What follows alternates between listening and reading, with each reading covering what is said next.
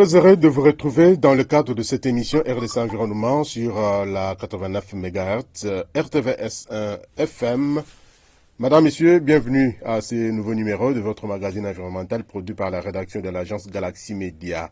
Lancement des appels d'offres de 30 blocs pétroliers et gaziers de la RDC, des voix se lèvent pour fustiger le comportement peu responsable du gouvernement congolais quand on sait que la RDC se dit pays solution sur le plan environnemental, ce en marge des ressources naturelles dont dispose le pays et qui constitue en fait la solution aux problèmes climatiques qui se posent à travers la planète. À partir de ce jeudi 28 juillet 2022, le monde vit à crédit. La planète a déjà épuisé toutes les ressources que la nature pouvait fournir pour l'année 2022 et donc c'est le jour du dépassement. Nous avons donc dépassé le niveau de la consommation des ressources de cette année 2022 et nous puisons déjà dans les ressources de l'année 2023. Voilà pour les sommaires. Les détails, c'est tout de suite. Madame, Messieurs, auditeurs et auditrices, une fois de plus, bienvenue au magazine RDC Environnement. Je vous le disais tantôt, dans le sommaire, la République démocratique du Congo, à travers le ministère des Hydrocarbures, a lancé ce jeudi 28 juillet 2022 les appels d'offres de 27 blocs pétroliers et 3 blocs gaziers. La situation suscite beaucoup de remous, non seulement dans la société congolaise, même au niveau international. En effet, selon certaines ONG, tant nationales qu'internationales, plusieurs de ces blocs pétroliers et gaziers se trouveraient dans les parcs nationaux et aires protégées du pays. Madame, Messieurs, nous sommes en direct avec Monsieur Emmanuel Moussouyou, qui est le secrétaire exécutif de la CORAP, avec qui nous allons donc devoir échanger sur cette question en marge, bien sûr, du lancement des appels d'offres de 30 blocs pétroliers et gaziers de la République démocratique du Congo. Alors, ce 28 juillet marque donc le début de lancement des appels d'offres de 27 blocs pétroliers et 3 blocs gaziers par la République démocratique du Congo, son gouvernement donc. Alors, vous vous intéressez quand même au dossier. Quelle est votre première lecture d'une telle décision d'un gouvernement dont le pays se dit pays solution sur le plan environnemental, mais qui, comme on le sait, veut se lancer dans exploration des ressources pétrolières qui, comme on le sait, vont devoir impacter négativement sur l'environnement. Merci beaucoup. J'aime bien déjà l'entame de votre question parce que là, vous faites allusion justement à la vision que le pays s'est doté de se présenter comme leader par rapport à ces aspects liés au changement climatique où elle devait être pays solution. Oui. Et à notre entendement, avancer avec cette vision est vraiment en contradiction avec les actions entamées pour la vente aux enchères des 27 blocs pétroliers et 3 gaziers. Parce que ici, il est plutôt question de promouvoir l'exploitation des hydrocarbures, l'exploitation de pétrole, alors que plus on se lance dans l'exploitation, on est appelé à une pollution à grande échelle. Donc surtout que le nombre de blocs pétroliers est assez élevé. Oui. Ce qui fait que donc cela va dans une contradiction sérieuse avec cette vision du gouvernement. Parce que là, on a offert nos forêts, n'est-ce pas, nos ressources en eau, nos matières premières, en contrepartie au fait de la protection de l'environnement pour dire, voilà, nous avons la solution chez nous, mais la solution ne réside pas dans l'exploitation des énergies fossiles, parce que cela contribuerait énormément aux émissions de gaz à effet de serre. Tout à fait. Alors, le gouvernement se dit, il y a, disons, des ONG qui s'insurgent contre cette décision de lancer des appels d'offres pour ces blocs pétroliers et gaziers. Et certaines ONG ont même initié une pétition parlant de 100 000 signatures récoltées et le gouvernement qui rétorque 100 000 signatures c'est bon, mais il y a 100 millions de Congolais qui doivent vivre de leurs ressources naturelles. Qu'en dites-vous? Ce que nous nous dirons de façon simple, c'est que exploiter les pétroles n'est pas une nouvelle chose. Hein, le monde connaît ce problème depuis bien d'années. Même la RDC a une expérience par rapport à l'exploitation des hydrocarbures. Oui. La ville de Moanda est l'exemple probant à présenter en ce qui concerne l'échec d'une politique qui est allée dans le sens de promouvoir les hydrocarbures. Aujourd'hui, il n'est plus à démontrer que les populations de Moanda sont en train de souffrir ou sont vraiment en train de vivre les impacts négatifs de l'exploitation pétrolière, qu'ils soient sur l'environnement, qu'ils soient sur la santé et même sur le plan économique. Nous pensons qu'il y a lieu de noter aujourd'hui que la ville de Moanda a une population qui va jusqu'à 95% qui n'a pas d'emploi, alors que il y a le pétrole qui est exploité. C'est contradictoire. On parle de 20 000 milliards, si je ne me trompe pas des chiffres, comme gain à gagner dans nous pensons que c'est utopique. Parce que, comme je le disais tout à l'heure, on n'est pas le premier pays qui va se lancer dans l'exploitation des hydrocarbures. D'ailleurs, dans des pays comme le Nigeria, dans le delta du Niger, où vraiment les impacts s'évivent, où les multinationaux étaient venus aussi toujours avec ces langages plutôt propagandistes en montrant qu'il y aura beaucoup de ressources, mais la plupart d'entreprises sont en train de fermer aujourd'hui. Et il n'y a pas gain de cause.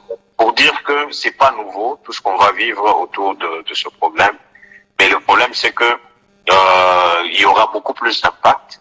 Les 100 millions de Congolais, ou une partie des 100 millions de Congolais sera négativement impactée par cette exploitation, raison pour laquelle nous disons que le gouvernement a besoin de mûrir sa décision.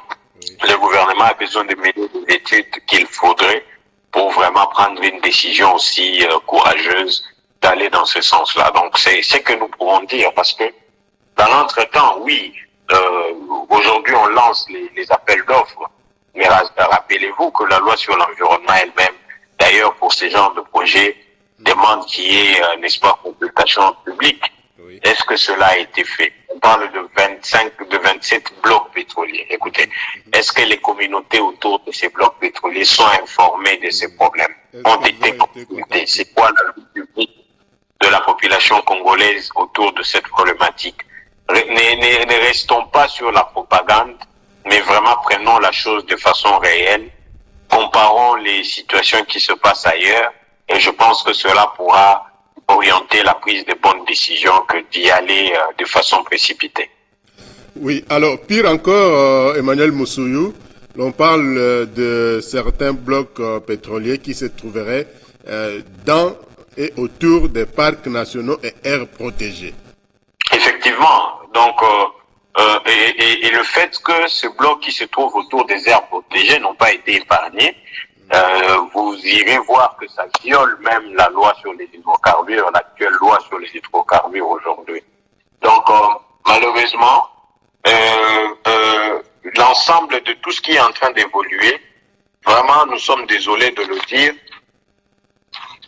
mais nous avons constaté que ça va vraiment à l'encontre de nos textes et de nos engagements pris, parce que, n'est-ce pas, comme je le disais, même la loi sur les hydrocarbures ne permet pas qu'une exploitation soit des ressources des hydrocarbures soit faite autour de nos parcs ou dans les parcs. Oui. Parce que dans la plupart des cas, vous voyez par exemple autour du bloc 5, le bloc 5 est autour du parc de Virunga. Il se retrouve dans des zones de chasse, il se retrouve dans des aires protégées. Si vous allez, il y a un bloc pratiquement autour des Upemba, n'est-ce pas, ou même qui prend une partie des Upemba. Et c'est pas fini, il y a des blocs un peu partout dans des aires protégées. Voilà. Bon, après on se demande Oui, mais ça signifie quoi?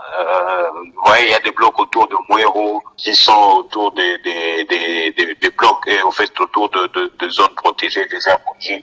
Donc, vous allez vous rendre compte que la décision est plus ou moins précipitée, parce que sinon, si elle était enrichie, tous ces erreurs n'allaient pas se retrouver dans une telle démarche. Donc, récemment même, on a suivi le ministre des Hydrocarbures qui semblait parler du bloc 25, je pense, autour du Bandundu et de Kinshasa, autour du parc de la vallée de l'Ancélé. Oui. Donc, il y a trop de confusion dans la démarche, ce qui fait que pour nous estimons que y aller de cette façon, c'est vraiment précipiter les choses. Est-ce que la RDC a besoin de précipiter écoutez, ces blocs ont existé depuis plusieurs années. Pourquoi on n'en parle pas? Pourquoi on en parle seulement maintenant? Est-ce qu'il y a un intérêt obscur derrière? Les élections, c'est l'année prochaine. Est-ce qu'il y a un intérêt qui va dans ce sens-là? Donc, on a besoin justement des bons éclaircissements. Mais nous pensons que le chef de l'État devra intervenir pour remettre les choses en ordre, de sorte que que toute chose se fasse dans le respect des textes légaux, dans le respect des droits des populations congolaises. Alors, Monsieur Moussouyou, vous avez parlé de propagande, vous avez parlé de précipitation, c'est vrai. Nous sommes en train d'émigrer, en tout cas, le monde est en train d'abandonner les énergies fossiles et la RDC risque de rester à la traîne parce qu'elle n'aura jamais exploité ses ressources pétrolières et qu'on tournerait les dos d'office aux ressources pétrolières. Est-ce que c'est pas par rapport à ça que le pays s'est dit, en tout cas, exploitons et gagnons tout ce qu'il faut qu'on gagne avant qu'on nous tourne définitivement les dos aux ressources, aux énergies fossiles? Monsieur Rubin, la grande question à se poser, qui mérite justement une réponse, c'est pourquoi le monde est en train de tourner le dos aux énergies fossiles? Je pense que la réponse est simple. C'est parce que les énergies fossiles ont contribué pour beaucoup aux problèmes que nous sommes en train de vivre aujourd'hui dans notre planète. Le changement climatique, on en parle, oui, c'est à cause justement de cette grande exploitation des ressources fossiles qui, n'est-ce pas, des gaz à effet de serre. Est-ce que la décision de quitter l'utilisation de ces énergies fossiles est une mauvaise décision? Moi, je pense que ce n'est pas une mauvaise décision et je tire ma réponse de la conviction du gouvernement congolais qui s'est engagé justement à contribuer efficacement dans la réduction de ces émissions, n'est-ce pas? Et déjà la CDN révisée en 2021 donne l'engagement, en fait, prend l'engagement de la RDC à aller réduire jusqu'à 21%. Je pense que c'est ça la motivation. Et ici, une autre chose que je voudrais mentionner, c'est que est-ce qu'on doit parler du retard ou de l'avance? Oui, certains pays ont exploité le pétrole. Les États-Unis aujourd'hui, ils ont même pris l'engagement d'ici 2045 des investir totalement dans les énergies, n'est-ce pas, fossiles. Oui. Dans l'exploitation pétrolière. C'est des engagements, oui. Après, la RDC n'a pas encore exploité ses ressources. Moi, je pense que la RDC, étant pays solution, devrait pousser plus de réflexion sur comment est-ce que on trouve des alternatives par rapport à ce problème. Oui. On s'est engagé volontairement à contribuer à ce problème de changement climatique. On se présente comme la solution. Alors, moi, je pense que au stade actuel, la RDC devait passer du temps à réfléchir sur comment est-ce que, étant pays solution, on a des alternatives sérieuses en termes de ressources, surtout parce que on se présente comme ce pays qui peut trouver la solution au problème climatique. Je ne sais pas si vous comprenez la logique. Donc aujourd'hui, avec l'opportunité qui se présente, la RDC devait justement renforcer ses capacités de négociation pour gagner plus que ce qu'on a déjà eu.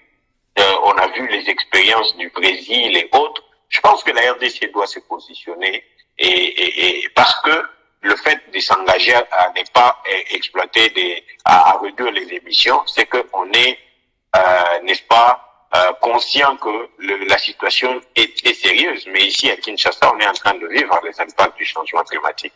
Et j'étais en train de parler de Mwanda, où il y a l'exploitation. On est en train de vivre les impacts de l'exploitation. Des pays qui ont aussi beaucoup exploité, comme les États-Unis que j'ai cité tout à l'heure, comme le Nigeria, comme l'Ouganda à côté. Mais tous ces pays sont en train de regretter aujourd'hui de tout ce que cette exploitation a apporté comme impact négatif dans leur pays. Mais est-ce que ces expériences ne peuvent pas nous enseigner? C'est comme ça que moi je pense qu'aujourd'hui il est plus qu'opportun de se mettre vraiment et réellement à réfléchir sur les vraies alternatives que le pays doit prendre, sur la manière avec laquelle les pays doivent aborder les négociations pour effectivement démontrer qu'il est pays solution et il doit gagner par rapport au fait qu'il a préservé ses forêts, par rapport au fait qu'il a préservé ses pétroles dans le sous-sol, par rapport au fait qu'il a préservé, n'est-ce pas, ses ressources naturelles, pour que cela soit plutôt bénéfique à nous, population congolaise. Écoutez, il y a quelques années, une étude qui était, n'est-ce pas, publiée, je pense, en 2013 par un cabinet, je pense, par un cabinet qui démontrait que la RDC, si seulement elle s'engageait à renforcer son côté, ses capacités, n'est-ce pas, à produire des énergies renouvelables, oui. Si la RDC renforçait ses capacités n'est-ce pas, à renforcer son secteur je voulais dire, de tourisme, de pêche, de l'agriculture, la RDC pouvait gagner, ou pourra gagner au moins $1 milliard l'an en termes de bénéfices. Mais ce sont des alternatives qu'il faut renforcer. Oui. Et aujourd'hui, avec l'ampleur que les énergies renouvelables sont en train de prendre, pour moi, c'est une très grande opportunité qui peut réellement remplacer ce besoin d'exploiter des hydrocarbures. Et même alors, vous savez qu'en 2020, la société Virunga SARL, à partir de toutes ces activités de tourisme, d'électricité qu'ils ont mis dans le parc, ils ont fait entrer dans les caisses de l'État jusqu'à 80 millions de dollars américains. Oui, juste cette société qui fait le tourisme. Oui. Vous pouvez comprendre compte que le tourisme se fait à Goma, certes, mais c'est dans quelles conditions? C'est dans des conditions de la guerre, etc. Mais malgré cela, 80 millions de dollars sont empochés par le gouvernement congolais en 2020. Oui. C'est des opportunités qui se présentent justement en termes d'alternatives qu'il faut renforcer davantage. Et comme je disais, j'ai martelé sur le fait que Virunga, le Goma est une province beaucoup de problèmes sécuritaires, mais malgré ça, ils arrivent à mobiliser le fonds. Mais et si on mettait des moyens des moyens nécessaires pour nous aider justement à bien faire les choses. Nous avons par exemple dans le parc de Kundelungu la plus grande chute en Afrique. Hein? La plus grande chute en Afrique, c'est dans le parc de Kundelungu. Mais moi j'ai visité cette chute, j'ai vu que le parc lui-même était très abandonné, la chute très abandonnée. Mais à côté, la chute Victoria. Parce que la chute chez nous, elle s'appelle la Lofoy. Mais la chute Victoria, elle est très visitée et bien prise en charge. Ouais. Donc c'est des capacités comme ça que nous devons davantage renforcer que de passer du temps à penser à des énergies controversées qui viennent même contredire la vision que nous avons par rapport au climat et surtout la façon dont nous voulons nous positionner sur toute cette question. Monsieur Manuel Moussou, merci. Je rappelle que vous êtes le secrétaire exécutif de la CORAP. Et un tout petit dernier mot peut-être pour boucler avec vous. Merci beaucoup pour l'invitation. Aujourd'hui, à l'occasion, nous avons fait un point de presse. Nous avons adressé une lettre au chef de l'État pour lui présenter tous les problèmes que nous avons soulevés ici. Donc, les problèmes partent de tous les risques qu'il y ait un endettement pour le pays, ça touche les aspects environnementaux, ça touche, n'est-ce pas, même les bénéfices socio-économiques qu'on peut voir dans ces projets-là. L'ensemble de ces analyses, même voire sur le plan légal, nous démontrent que la décision risque d'être précipitée. De façon simple, nous demandons au chef de l'État, qui est garant de la nation, de se rassurer effectivement que les décisions prises par le gouvernement congolais sont des décisions qui protègent les intérêts des populations congolaises, qui protègent l'environnement, qui renforcent encore une fois de plus la participation de la RDC à protéger notre écosystème. Donc nous lui invitons à surseoir ce processus, à pousser à ce qu'il y ait des études sérieuses qui soient menées, à pousser à ce que toute la démarche puisse respecter les lois du pays pour qu'on soit sûr que voilà, les choses vont se passer telles qu'il le faudra. Voilà ce que nous pourrons demander au chef de l'État et nous avons confiance que lui, en tant que garant de la nation, il prendra des mesures idoines qui pourront protéger la RDC et toute sa population. Merci. Voilà, c'était donc là l'entretien avec Emmanuel Moussouyou, secrétaire exécutif de la CORAP, avec qui on échangeait donc sur les questions liées au lancement des appels d'offres de 30 blocs pétroliers et gaziers, au total 27 blocs pétroliers et 3 blocs gaziers que la RDC veut donc mettre à disposition des exploitants pétroliers et gaziers. Je vous le disais également en titre, aujourd'hui, nous sommes le 28 juillet 2022, c'est le jour du dépassement. Que veut dire jour du dépassement et pourquoi nous en sommes là? C'est parce que, en tout cas, nous avons consommé les ressources de 2022 et nous sommes déjà en train de consommer les ressources de l'année 2023. Et ce, en rapport avec le calcul mené par l'ONG Global Footprint Network. Ce jour arrive donc un peu plus tôt, de plus en plus. Et d'ailleurs, nous avons donc épuisé les ressources de 2022. Je vous propose d'écouter à ce sujet le responsable donc de Global Footprint Network qui parle ici du pourquoi en sommes-nous là et comment calcule-t-on exactement cette situation, comment on est arrivé à consommer les ressources de 2022 au moment où nous sommes encore au mois de juillet 2022. Nous avons épuisé les ressources de 2022. Je vous propose d'écouter les propos du responsable de Global Footprint Network qui est ici au micro de nos confrères de Ouest France. Il s'appelle donc Mathis Wacker-Nagel. Il est le fondateur de Global Footprint Network. Donc c'est un calcul relativement simple en principe. On utilise 15 000 données par pays, par année, pour calculer toute la consommation de ressources. C'est une comptabilité de ressources similaire à une comptabilité de l'argent. Et on peut voir combien on utilise et combien on a. Donc la dépense contre ce qu'il y a dans chaque pays ou dans le monde. Et on constate qu'au niveau mondial, on utilise maintenant 75% de plus de ce que la Terre peut régénérer. Et là, il y a de très fortes inégalités selon les pays. Quels sont les plus vertueux et à l'inverse ceux qui utilisent leurs ressources plus rapidement que les autres?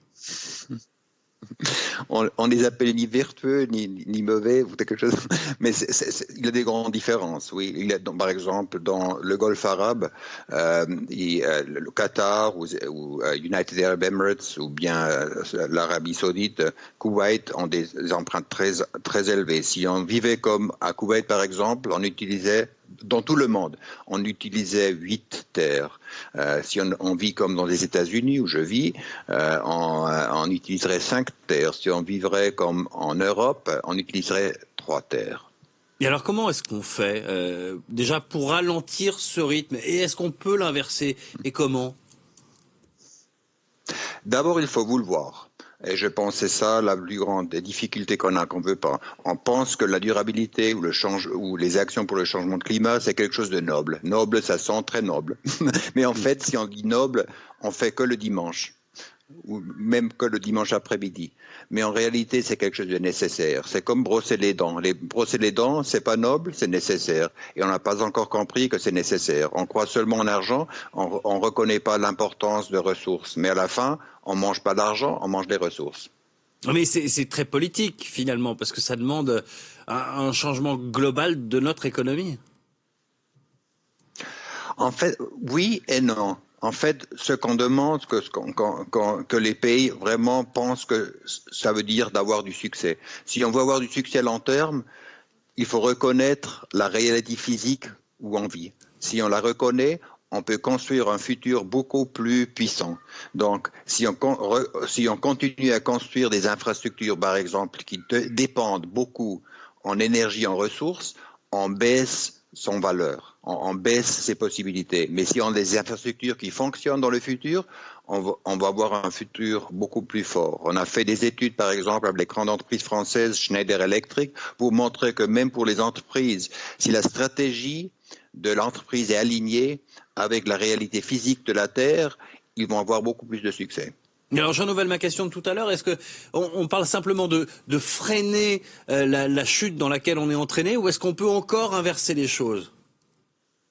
Bien sûr qu'on peut inverser. Si on pousse la date 5 jours dans le futur, chaque année, on va être à moins d'une planète avant 2050. C'est possible, c'est physiquement possible, c'est financièrement possible. Par exemple, avec Schneider a montré, même avec la technologie qui existe maintenant, que pour les maisons et pour la production d'énergie. Si on implémentait les technologies qu'on a déjà et qui sont déjà financièrement valables, on pourrait pousser la date 21 jours sans problème aujourd'hui. Et ça dépend de qui? On pourrait. Des politiques, ou nous, tout un chacun, on peut faire quelque chose? Ça dépend. Non, ça dépend de vouloir. Je pense que la chose la plus importante est le suivant. Quand on dit toujours on devrait. Si on ne dit plus on devrait, si on seulement dit je veux, on va changer la psychologie. Si on reconnaît que c'est nécessaire et pas noble, on va se mettre en marche. Alors, pour Mathis Wackernagel, la sécurité des ressources écologiques est en train de devenir un paramètre essentiel de la puissance économique. Il est dans l'intérêt de chaque ville, entreprise ou pays de protéger sa propre capacité à fonctionner dans un monde rendu de plus en plus prévisible par le changement climatique et les limites intrinsèques de ces ressources, et c'est donc dans les limites intrinsèques de ces ressources. Nous sommes donc à la fin de ce magazine, Madame, Messieurs. Merci de nous avoir suivis. Nous rappelons que nous avons parlé dans cette émission de l'appel ou des appels d'offres lancés par le gouvernement dans le cadre de 30 blocs pétroliers et gaziers, 27 blocs pétroliers et 3 blocs gaziers, qui suscite beaucoup de remous, en tout cas dans les chefs de la population et surtout des ONG nationales et internationales qui s'occupent des questions d'énergie et d'environnement. Et puis aujourd'hui, le 28 juillet 2022, c'est le jour du dépassement. Nous avons donc consommé toutes les ressources de 2022 selon l'ONG Global Footprint Network. Vous avez entendu les propos dans cette émission du fondateur et président de Global Footprint Network, Mathis Wackernagel. Une fois de plus, merci de nous avoir suivis. À la prochaine pour d'autres informations environnementales de la République démocratique du Congo et d'ailleurs à travers le monde. Au revoir et à très bientôt.